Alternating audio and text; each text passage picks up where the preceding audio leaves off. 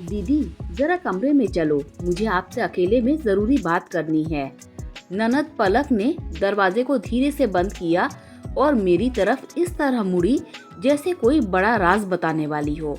उसकी आंखों में गुस्से से ज्यादा कोई अजीब सा डर था। मैंने पूछा, क्या हुआ पलक, सब ठीक है? उसने कांपती आवाज में कहा, भाभी, अगर मैंने ये बात मम्मी को बता दी तो इस घर में किसी की इज्जत नहीं बचेगी। लेकिन पहले आप अपना सच बोलिए। मेरे पैरों तले जमीन खिसक गई। मैंने ऐसा क्या किया था या वह क्या सोच रही थी? कहानी शुरू हुई। मेरी शादी को अभी सिर्फ 6 महीने हुए थे। बहुत उम्मीदों के साथ इस घर में आई थी, पर घर की सबसे बड़ी समस्या थी पलक। सब कहते थे थोड़ी नाजुक है, जल्दी चिढ़ जाती है, पर असल में वह कलेश का दूसरा नाम थी। सुबह मेरी सबसे बड़ी गलती बस यही थी कि मैंने चाय में शक्कर थोड़ी कम कर दी और दोपहर तक उसने पूरा घर सिर पर उठा लिया था। कभी मेरी सास के सामने रो रो कर मुझे गलत साबित करती तो कभी पति रोहन के कान भर देती। भाभी मुझे पसंद नहीं करती, जानबूझकर चिढ़ाती है। मैंने हर बार समझाने की कोशिश की, पर रोहन भी अपनी बहन के आंखों के आंसू देखकर तुरंत मेरी गलती मान लेता। धीरे धीरे मेरा मन घुटने लगा था। मैं चाहकर भी किसी से कुछ नहीं कह पाती थी। अगर बोलती तो वही बदनाम होती, नई बहू है, घर बिगाड़ रही है। एक दिन कुछ ऐसा हुआ जिसने मेरी जिंदगी पलट दी। एक शाम मैं पूजा का सामान लेने बाजार गई थी।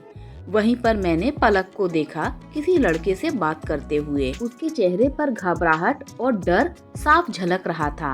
लड़का बार बार कह रहा था, अगर तुमने घर में बता दिया मैं कौन हूँ तो तुम्हें पता है कि उसके बाद क्या होगा।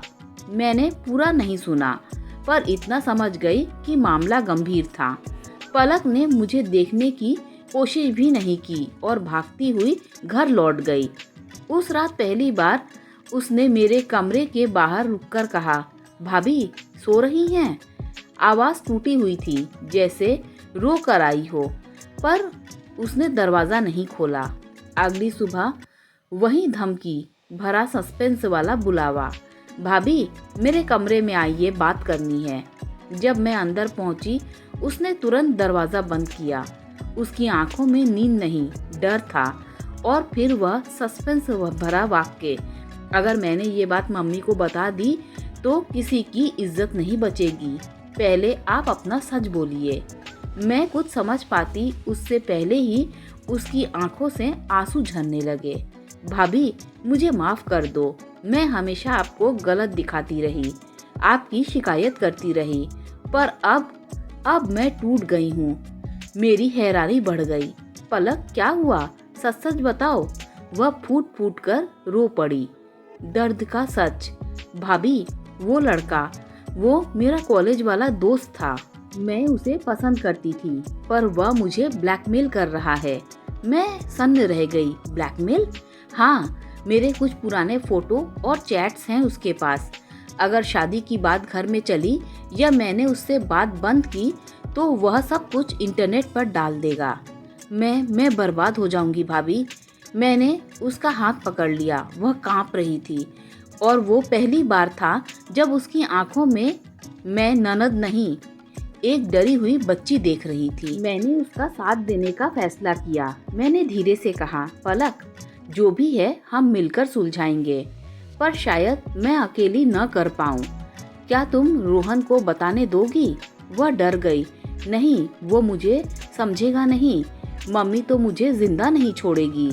मैंने उसकी पीठ पर हाथ रखते हुए कहा, अगर तुम पर भरोसा करेगा तो तुम्हारा भाई ही करेगा। बहुत मनाने के बाद वह मान गई। सच सामने आने के बाद घर कांप गया। जब रोहन ने पलक की बात सुनी उसे विश्वास ही नहीं हुआ, पर जैसे जैसे पलक ने सब बताया रोहन का चेहरा लाल होता गया। उसने तुरंत पुलिस में शिकायत दर्ज करवाई। लड़का पकड़ा गया और पहली बार मैंने रोहन को अपनी बहन पर गुस्सा नहीं, दया करते देखा। सास को सब बताना भी आसान नहीं था। उन्होंने पहले तो पलक को खूब डांटा, पर सच्चाई समझते ही उसे गले लगा लिया। पलक का असली परिवर्तन। अगले दिन पलक मेरे कमरे में आई, अपने पुराने रूप में नहीं, एक बदले हुए रूप में।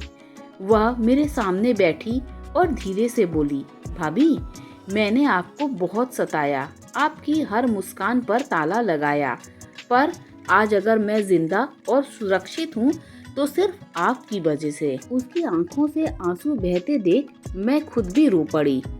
उसने मेरे पैर पकड़ लिए, मुझे माफ कर दो, अब से मैं आपकी ननद नहीं, आपकी छोटी बहन बनकर रहूंगी।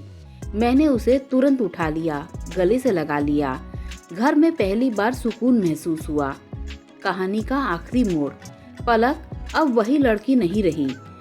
अब वह मुझे हर बात में साथ देती, सास को भी समझाती, और सबसे बड़ी बात, अब रोहन और मैं उसके लिए सिर्फ परिवार नहीं, सहारा बन गए थे। कई बार वह कहती, भाभी, आपने मुझे सिर्फ बचाया नहीं, मुझे इंसान होना सिखाया है। और मैं सोचती, कभी कभी ननद कलेशी नहीं होती, बस अकेली, डरी हुई और किसी के समझने की भूखी होती है। दोस्तों, अगर आपको कहानी अच्छी लगी हो तो लाइक, शेयर, सब्सक्राइब कीजिए। Thanks for watching this video.